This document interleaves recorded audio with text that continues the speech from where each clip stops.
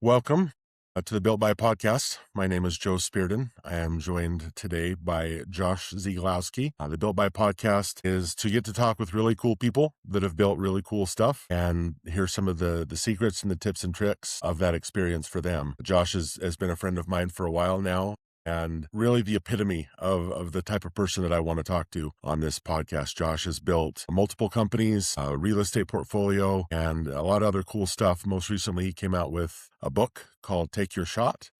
And Josh, welcome. Happy to have you on the podcast today. Thanks for the invite. Yeah. So I guess to get started, I would love to know in all of the stuff that you've built, what's kind of your proudest business accomplishment? Because I know you have proud accomplishments that far outrank the business, but what's your proudest business accomplishment? It's a great question. I don't know if I've ever got that question before. Offhand, what comes to mind first is the company ERC Specialist, because, still going, but I had awesome partners, just very good synergy. It's like one of those things that you look at like a championship team, whether football, basketball, whatever, and you look and you see like this all-star team. It was all picked just perfectly.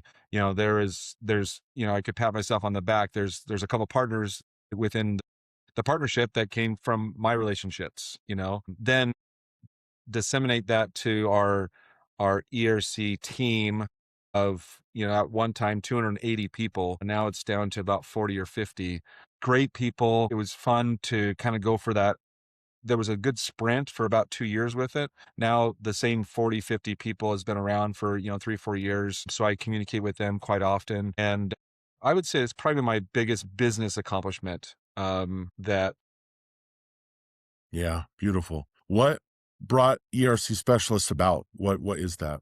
What brought it about where it was really because I've been in real estate since the age of 23. I'm 46, so half my life. And I was just a minority owner of a couple businesses, and one of them was in oil, and it was suffering through the pandemic. And I was just trying to find extra stimulus for that business.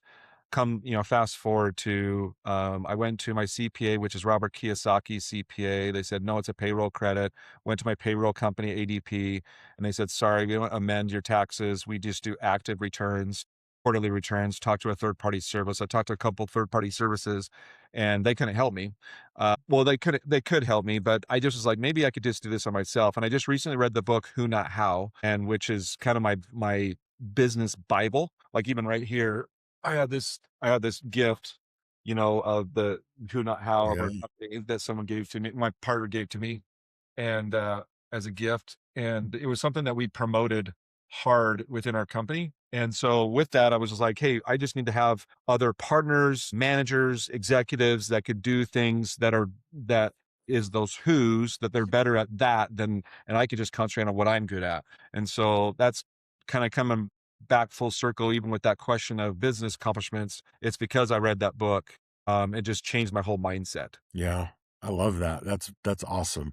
I've read a couple of books, The Gap and the Gain by that same Yeah. author, Yeah. and just some really brilliant stuff that he's come out with. Where do you still, because for context, you're one of the most networked, most connected people that I know. And I know oftentimes for myself, the idea of networking can feel insincere or inauthentic, but with you, you've always broke that mold. And I've always felt a complete, like absolute sincerity, complete authenticity in the way that you connect with people. What did you learn in Who Not How, and how have you incorporated that still that's made you so successful in the way that you network? Yeah, even with the networking, I think it's a combination of that book, but also another book called The Go-Giver. It's almost like a hybrid of each one, and I have a couple friends that have used different terminology of like, like working out, you're trying to build muscle, right? This one's kind of building the giving muscle, or what can you do for someone else and kind of build that muscle. In other words, it's not something that's just like, oh, he's just really good at networking. Oh, it's like, no, like even to this day, I'll go into a room. If I don't know anyone, I'm kind of awkward. If I see a group of 4 people and I'm like, maybe I should just go talk to them. I still have that kind of that little bit of fear or whatever. But also I tell myself, and I've even tried to educate my own kids on, friendships and stuff. But like a networking event, you're going there to meet people. And just so you know, they're going there to meet people. and so sometimes you're like a little bit fear of, going to talk to them and stuff, but come to find out they're there just to meet people as well. And so just having a conversation with them and I always tell people it's like, and I've obviously networked for, I'm 46, so almost 30 years. What I did wrong was I used to throw up on people. I used to like tell them all about myself, and once I kind of read that book or just kind of changed my trajectory, I mean, there's been plenty of times I've been in a conversation for 30 minutes and then they have to go or I have to go and they're like, I don't even know anything about you. And I'm like, yeah, I'm sorry. I just love to hear your story. And it's not like I'm trying to like, be above anyone, just learning about them and them not learning about me. It's just, I'm very inquisitive and I love to hear people's story, you Yeah, know? love that. Well, that obviously that's served you well, and I think anybody that's getting into networking or has been in it has been on both sides of that, right? The person that is there because they clearly have an agenda, they clearly have something that they want to accomplish, versus the person that you can feel that sincere desire for authentic connection. So I Yeah. love that. Tell me a little bit about your book. What motivated you to want to pursue a book and tell some of your story and share some of the life lessons that you do in that book? It's funny because I've had a couple friends have books and stuff, and there's just a thing about like, oh man, he or she wrote a book. That's pretty sweet, especially when you know someone and you have them sign it or whatever. There is something that like I love to hear their story and what they kind of went through. And I started reading a couple other friends' books and just hearing their story, their failures, their successes, and so I was like, you know what. The one thing that, like, that, for instance, I was at a sales training yesterday, and this guy said, he kind of gave two scenarios, and this kind of goes along with my answer, but he kind of gave two scenarios of like, hey, if you're a person that's like, man, I'm just so good looking. I'm so good looking, and it's just hard to be this good looking. First thought is other people's like, what is he talking about? Like, you're already trying to think of like something that you want to tear that person down. But if I say, man, I really struggle like just getting like being a good looking person and like getting in the good circles, then you have empathy, with that person, that's it's a different mindset. And so it's the same thing with the book for me is I started reading people's, and I said, you know what a lot of things are on social media is a lot of positive things, which is great and all their successes. But it's funny because even on my social media side, when I talk about my bankruptcy in my early 20s and all that stuff, I had the most responses and the most views than I do just talking about like, man, I just had this win today, and because I like to talk about both. I'm not going to like just talk about the negative stuff or talk about the positive stuff. I like to talk about both.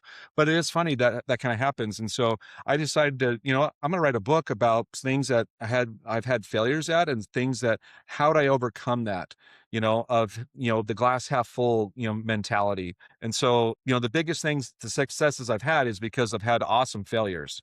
I call them awesome failures because even when, as a parent, we don't want our kids to fail, but when they do, it stings. Now, my son, when he's in junior high, didn't make the basketball team. I remember him calling me when I was out of town, and he's crying, I didn't make it. And I had to kind of give him one of my stories is I didn't make it my 8th grade year. 2 years later, when I was in 10th grade, I'm starting varsity as a sophomore. It took 2 years, but 8th grade, I didn't make the team. And so I said, take that as fuel on what you can do to prove other people and yourself wrong. And it'll make you better because of it. And so when I wrote the book, it was kind of a combination of business failures and successes, sports, with college and high school stuff I've done. So and especially I'm a basketball guy, I played multiple sports, but basketball was always my love, still is. And that's why I kind of came up with the term take your shot. And it's just kind of an introductory of people that maybe have been thinking about entrepreneurship or they've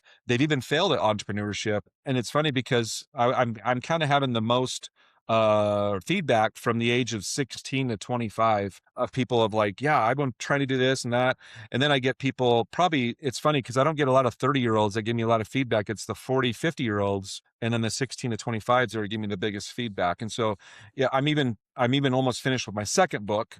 I decided to kind of make a goal of doing a book almost every other year or every year. The next one's going to be building how to build relationship capital. And it's kind of like what you talked about with the networking of kind of building that. It's kind of funny because we've used the term for years. It's who, like when I was in my early 20s of trying to get a good job. It was like, man, I wish my parents or someone would give could just have someone to make it my life easier. And I didn't, but and that's okay. But I went and worked at McDonald's, Arby's, Chili's, just did different. I was in the restaurant kind of server business for a long time too. But anyways, that's kind of in a nutshell of why I decided to write the book, why now I want to write more books. Yeah, I love that. I resonate a lot with that idea of kind of wanting someone to be able to come in and save me, and having some, networked person that's going to come in and just kind of do a lot of it for you. And I think having those close connections and being able to build those relationships is about as close as you can get while still learning the lessons you need to learn along the way. Yeah. Along that vein, some of the things we've already talked about, but what do you think had to change in you personality wise for you to be at the level of success that you're at right now? Outside of being really well networked, what changed about you to be able to hold this level of success? Uh, well, the one thing that I always want to stay is humble. I want to be an example to my family, my kids, and teach them to be humble and always not to be that way. But at the same token, I always think about the way I grew up. Is my parents were very humble. We didn't have a lot of money. My mom worked at the IRS. My dad was a glorified truck driver. And I say that because he went from FedEx. He was one of the first 100 employees of FedEx to, driving a truck in the oil business. And there's things that I've learned. My parents are very recluse. And so being that I mean, when you have parents that are recluse, it's like they don't want friends over. I was always the one going out trying to find friendships and stuff, like riding my bike around the neighborhood, seeing who's outside, who's peeking through the window and knocking on the door. But and there's other characteristics I learned too. One is, I mean, I love my mom, but she's transactional. If you do something for her, she wants something in return first. If she does something for you, she Yeah. wants something in return. And I learned I don't want to do that. I want to make sure I'm giving and make sure that I'm even teaching my kids that, right? And so that's one of the things that um, I always look that I want to continue to get better, and that's an accomplishment for me. So now that you've built some businesses, and I know you're continuing to pursue things professionally, what does success look like now for you compared to what you thought it would look like at the beginning? I'm a big follower of the That Built series. Started Mhm. with The Men That Built America, Frontiersmen, Toys That Built America, Food That Built America, Disney. And as I've watched all those shows, the biggest thing that I've seen is there was one person that changed their family's trajectory for a lifetime, but it could have been just one lifetime. Like, for instance, I always compare the Vanderbilts versus the Rockefellers. Vanderbilt is the one who's in the train business. Obviously, the university was named after him. His nickname was the Commodore. They're the Vanderbilt Commodores today. But after one generation, the money was gone. The Rockefellers, it's been going on for almost 5 or 6 generations. And to me, I think it was because the family was very close. They did some things financially together. There was a lot of education on working together as far as the business side. And so that's what I'm trying to teach, now my family and my kids is, I want this close relationship and I want us to do business together, but I also want you to make sure you get along with your siblings. Cause I mean, I think all of us that are listening to right now have someone that we've heard, or we've had a family that someone passed away, or even your own family, someone, the patriarch passed away and then the family crumbled. There's lawsuits between getting partial of a house to assets to, memorabilia and all that kind of stuff. I've tried to teach that you guys would do I mean, I've built a real estate portfolio. You guys are going to be doing this together. I want to teach you because real estate's not going anywhere. And that's kind of my thing I'm trying to teach and trying to accomplish right now. Yeah. Man, with kids, I know we've got some children that are similar ages. How do you strike the balance between being able to give your children the advantages that you didn't have, and being able to bless their lives in some of the ways that maybe you didn't get to experience, while simultaneously not maybe spoiling them and enabling them to where they don't learn the important things that you learned? It's very tough because it's on both sides of the fence. Like, I have a good friend named Mark Evans, and he only flies private. So he has 2 kids. His two kids have only flown private since they've been born. They're probably under the age of 2, under the age of, I'd say, 7. But his defense is like, I want them to see how it is and then the thing is, his kids are absolutely humble though, too.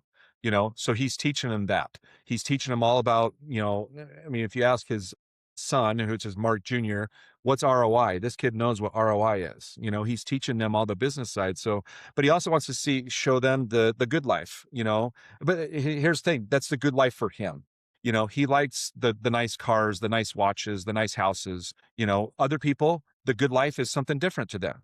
I used to say all the time, the word rich means something different to everybody. I said, for me, I can tell you this. I've been to Disneyland broke and I've been to Disneyland not broke. Guess which one I had a lot more fun at when I wasn't broke. So for me, to be rich is to create more memories with my kids. So now that said, I create those memories because I want them to stay humble. I don't want them to be spoiled. I don't want them to have X, Y, and Z. My kids they've flown first class.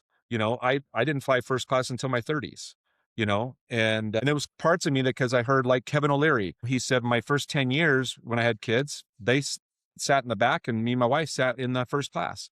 Well, that's hard for me and my wife because our kids, I don't know if I feel comfortable about them sitting 20 rows back, because I can't see them. I can't, if there's a problem, we're not even close and I don't feel like I'm a good parent, So it's like, it's different for everybody, but what we're trying to teach our kids all the time is to stay humble. And I tell them all the time, how many people that it's gone in an instance. Like I just saw an interview with Kevin Spacey, the actor. Yeah. And I don't know if you know this, but he is almost homeless. He lost his house in foreclosure 2 months ago. You're like, what? He's a famous actor. He had something that happened, that some sort of sexual harassment charge or just allegation, gone. He can't get business, he can't get work, nothing, and it's sad. And it's funny because there's even a show called on 30 for 30 with ESPN called Broke. And I purposely, it was actually my sister said, hey, I know you're having success and stuff, and I want you to watch just so you kind of, know some good things that you can do or not do. And basically it's athletes that get all this money, but they're also funding their friends' lifestyle, and so I had to kind of learn like where I want to be and who I want to help and stuff like that. And it really comes down to, my family. And so then I'm just teaching them, how to respect people, respect your elders, because the young generation, it's a lot different. I went to my son's varsity basketball game the other night and I was watching a couple kids that are seniors. They're great kids, but the coach was saying, hey, he was getting on them and stuff, and they were talking back. And I was like, wow, it's changed, because I would swallow it at that age. Even though I disagreed with the coach, I would swallow it, Now, is that good or bad? You could debate both sides, right? You should be boisterous or you should just respect.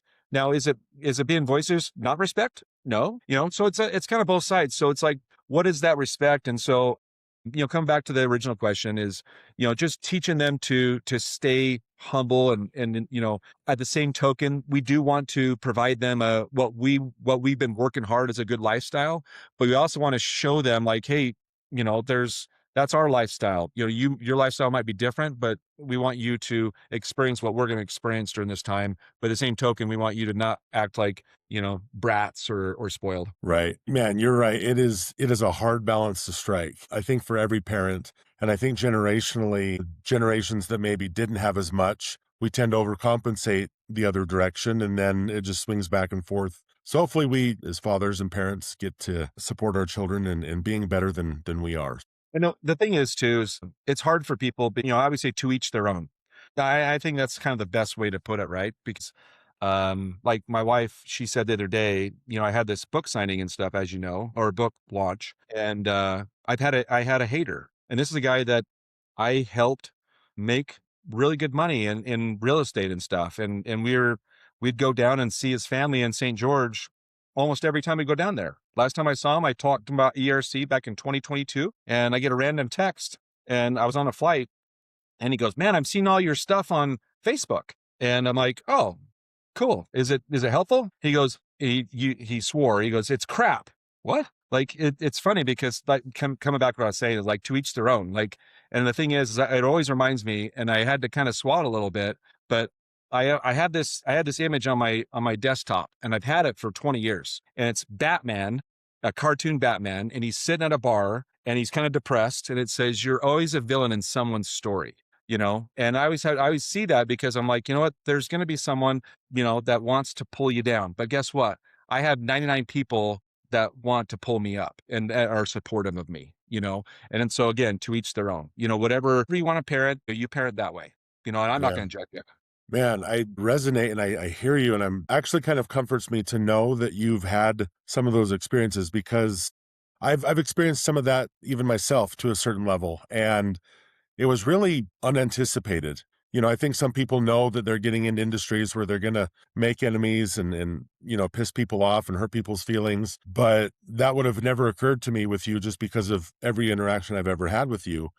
I have a hard time myself sometimes not remembering the 99 people that are in my corner and getting hyper focused on that one. Yeah. What do you do to deal with that? To like honor it, feel it, but then move on from it. It's funny. It sat with me. I mean, again, I was on a flight and we were texting back and forth. And I told him, I said that if you talk to all my friends, that's not my intention.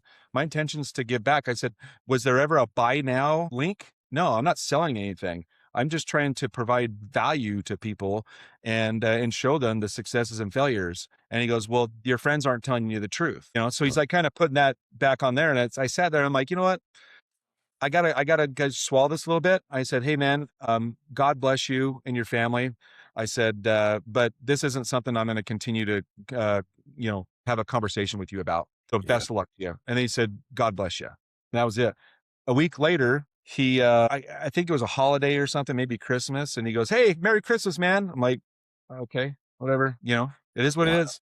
So, but yeah, to answer your question, it was much harder for me before. Now I have more and more people in my corner that I'm like, you know what, you just can't, and honestly, I think what helped me personally is even going through the COVID situation. There was a lot of people that it was a fine line. It was black and white.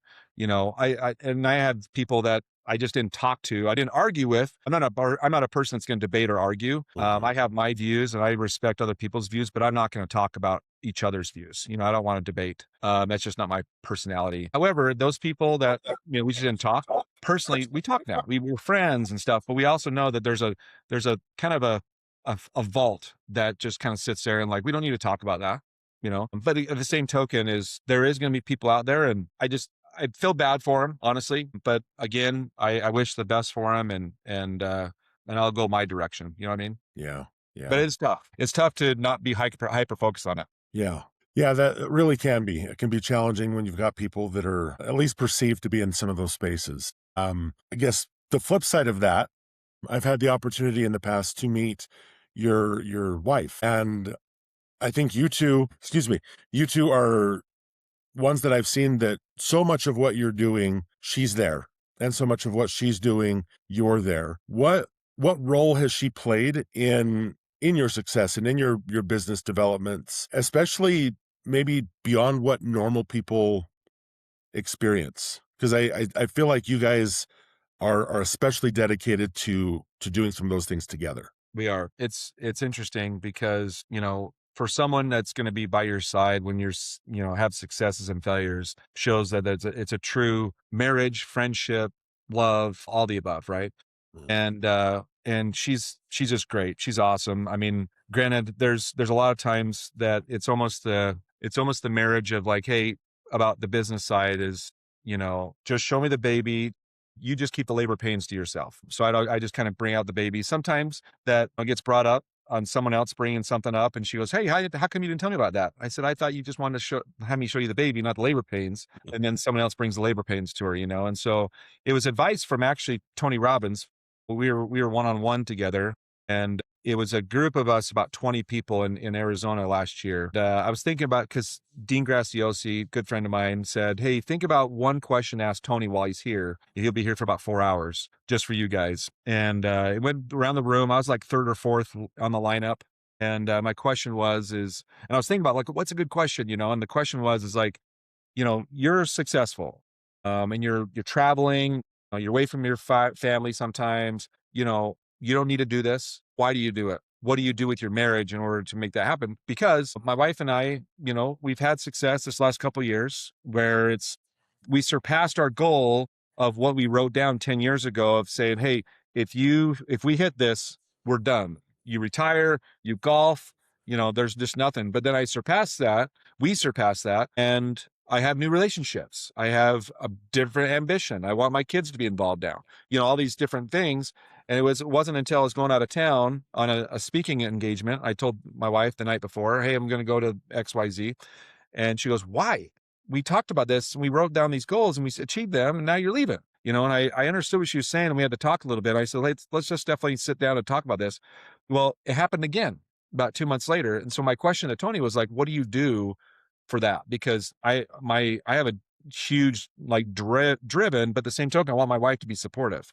And he goes, I can tell you and your wife have a great relationship. And what I would advise you is to have a business meeting every week. Don't talk about kids. Don't talk about like problems. Just talk about what do the businesses look like. Spend an hour, and we're not 100% consistent on that. We've done it, and it's definitely been helped our marriage and our business marriage. Where it's like there's just a great wavelength. And so to what you're asking, I would definitely, because I got that advice just this last year, I would suggest anyone that's listening is to do that with your significant other, whether a spouse or whoever it is, because that definitely helps. And it's definitely going to help you propel if you've had these these ambitious goals. You might have a spouse that's not going to believe in it. And that's tough. My wife, she's gone through a lot of stuff of like, I tried something, it didn't work. I tried something, it didn't work. I tried something, it didn't work, And so she definitely went through that, but there was definitely good communication with that. And so I think the biggest thing is the communication and making sure, it both have the same direction on it together. Yeah. Beautiful. Very cool. A couple last things just to wrap it up. One of the questions I like to ask everybody is, what do you believe about building that most people get wrong? Building a business. What do you do that a lot of people maybe don't get? Wow. Because I know you've been around a lot of people that are doing it right, and you've met some people that maybe are succeeding financially. But what do people get wrong in building that you observe? What comes to mind is what I showed is the who, not how. I think what I did wrong for years is I was trying to do everything, and I would go to like, I have a payroll now, or I have accounting. I don't really want to pay someone to do that. I'm going to figure it out on my own. I could definitely do that. And then I'd go to classes and like go on QuickBooks and like go to little certifications. And then at the same token, I'm like, I'm so confused still, because I got to, put this hat on over here, and I really need to concentrate on sales because that's my expertise. And I think that's kind of the biggest mistake people make, is they try to do everything. And they might justify in their head, well, it's a startup. Like, you can't just go hire all these people. You can't. Sometimes you can bring on partners that they'll do it on straight equity. They don't need a salary. And like I'm possibly jumping into a partnership here soon, probably the next couple of days, of something that they just want my relationships, my stuff with equity, because they don't have money to pay me, and I'm not asking for the money, but just, that's the mentality. And so I think that's kind of the biggest mistake people make, is they try to do everything, and they try to like, oh man, like for instance, good example is, with my ERC business, it started out with me and my buddy, 50-50 partnership. By the time I finished with all the different partners, I was under 20%. But 50-50 partnership, when we made our goals, we wanted to do about $1 million or $2 million in sales a year. That business in 3 years with multiple partners, less ownership, we did almost $2 billion. So I say that because sometimes people make the mistake of like, well, I don't want to give up my ownership. You got to, number one, you got to be a visionary of like, where could this potentially go? Because from 50% down to 20, look what happened. That could happen for them or whatever. And so I think that's kind of the biggest mistake, is people try to hold on to that percentage of ownership. It's like, there's a book called Slicing the Pie, and it kind of teaches you to like, okay, just know how to slice that pie with different partners and stuff, and get expectations on your partners. Because sometimes, and I'm sure listeners are listening, is they've gone into a partnership and then they did everything, and the other person did not do as much as they said they would. Yeah. So there's things that you can do, and Slicing the Pie kind of helps you with that in that book. I love that. In my business, I have a business partner, and it's Coach Grid. We work a lot with coaches and do a lot of custom app development. And as we've been building this business, we've been advised to, get scrappy. And I think oftentimes when I heard, and when other people hear get scrappy, they assume that, well, I have to do everything. but there's been a lot of ways that we've been able to get scrappy while working hard ourselves to find other people and to delegate and to find partnerships, even if they're temporary partnerships to accomplish things. So that is spot on. I Yeah. love that. What's next for you, Josh? In all the things you've been doing, you talked a little bit about your kids. What's the next steps for you? Next steps is for me is it's kind of two-sided or different directions. One is I really want my kids to learn well, I want them to do what they want to do. In other words, I want them just to enjoy their schooling and the young adult scene. My oldest is 19, so he's done with high school. He decided not to go to college, which that's a whole conversation because we use in our household education. Like I have a college degree, and when he was early senior year, he said, "I don't know if I want to go to college." And it pierced me a little bit, but I also know I don't know the ROI on college has gone down in the last 20 years quite a bit. And I said, well, and it sat me for a couple of days, and then I said, hey, let's not use the word college. Let's use the word education. Like, what education are you going to do after high school? And so what we decided to do is he wants to do real estate, but I said, okay, let's define that. Let's even get what skills you need to do in the real estate. You need a mentor, a coach, whatever, but let's learn some sales tactics.